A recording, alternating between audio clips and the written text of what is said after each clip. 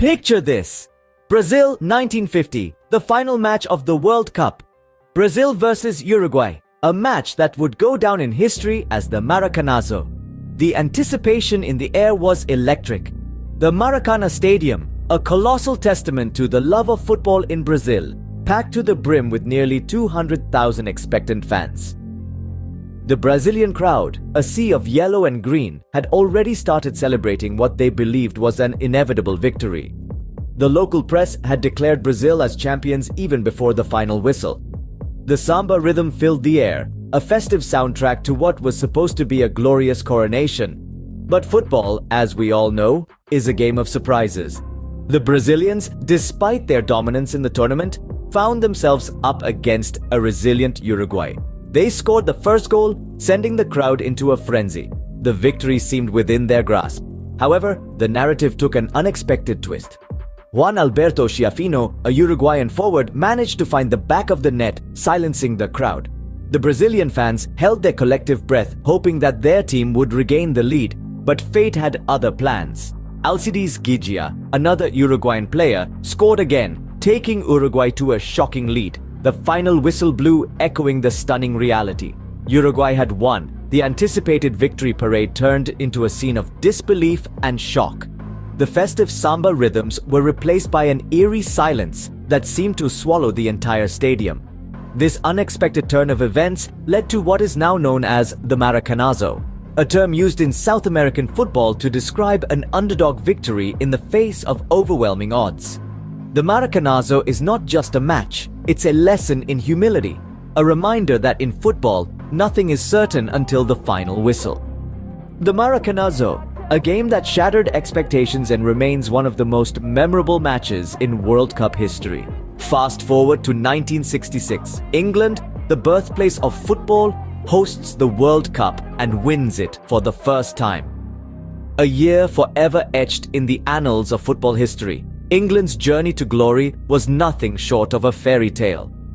Their path to the final was a testament to grit, determination, and the spirit of the beautiful game. The final against West Germany was a match for the ages. An epic clash between two footballing giants, the game was filled with drama, tension, and a fair share of controversy. In the dying moments of extra time, England's Geoff Hurst fired a shot that bounced off the crossbar, down onto the line, and out of the goal.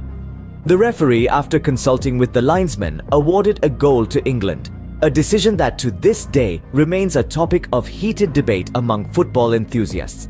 And with that, England claimed its first and only World Cup victory. The year of 1966 will forever be England's moment of glory in the beautiful game. 1970 brought us the game of the century. Italy versus Germany in the semi-finals, a match that had everything. It was a clash of titans that saw the momentum swing back and forth like a pendulum in a clock. The first 90 minutes of the match were relatively calm, with each team scoring one goal. But as the match went into extra time, the floodgates of goals opened. 5 goals were scored in a whirlwind of 30 minutes, a sight rarely seen in football history.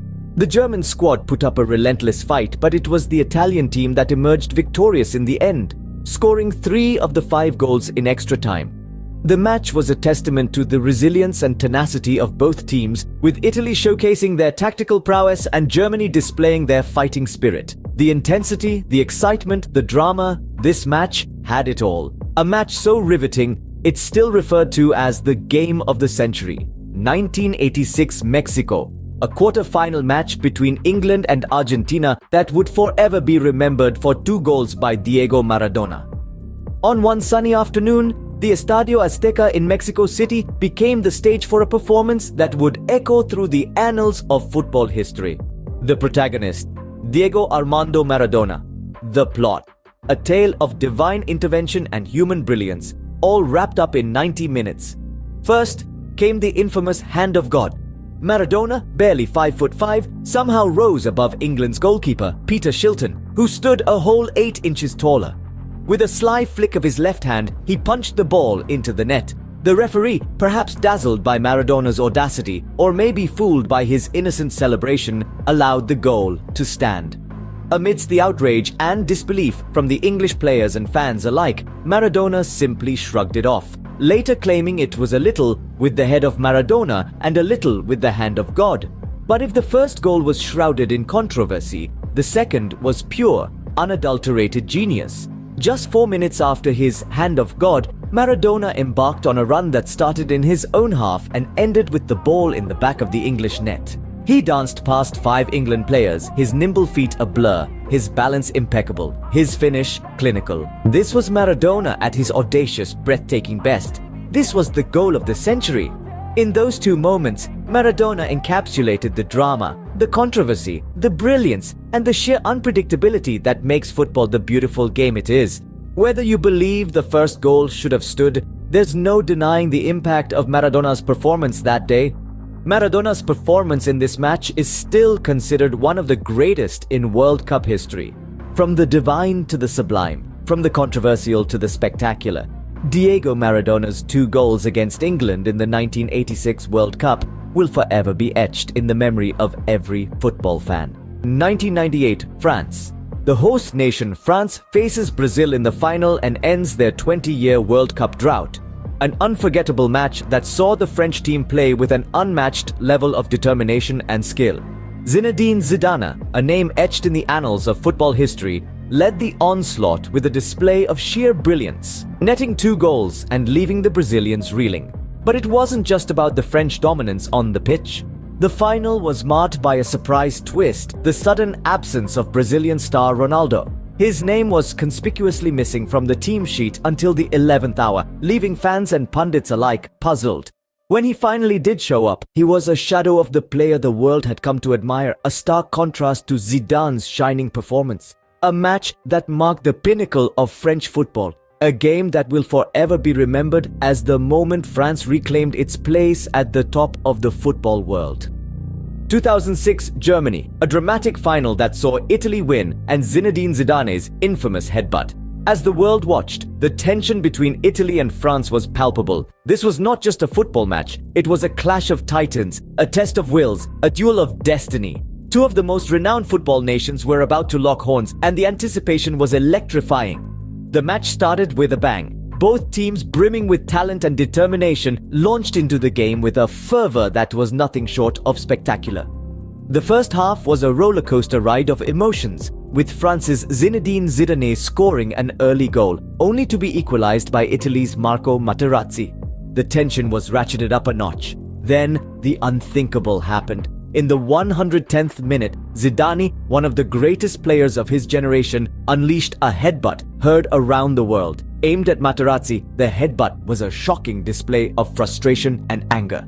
A red card followed, and just like that, Zidane was out of the game. The match, already tense, became even more so.